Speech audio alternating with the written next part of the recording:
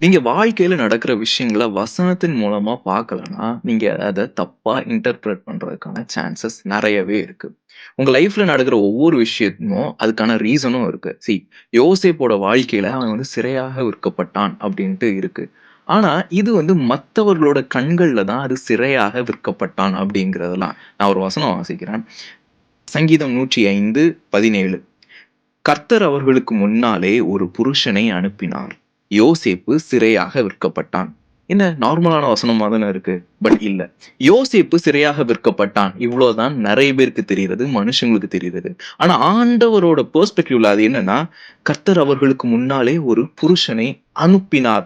He was send. ஆண்டவர் தெரிஞ்சே அந்த இடத்துக்கு அனுப்புறார். யாக்கோபோட ஃபேமிலிய காப்பாத்துறதுக்காக, இஸ்ரவேலோட சந்ததிய காப்பாத்துறதுக்காக, அந்த பஞ்சத்துல இருந்து காப்பாத்தணும்ன்ட்டு ஆண்டவர் யோசேப்ப முன்னாடியே அந்த இடத்துக்கு அனுப்பியிருக்கிறாரு. இன்னைக்கு உங்க லைஃப்ல நீங்க நெறைய டைம் ஆண்டவர் எதுக்கு என்ன இந்த இடத்துல கொண்டு விட்டுருக்காங்க?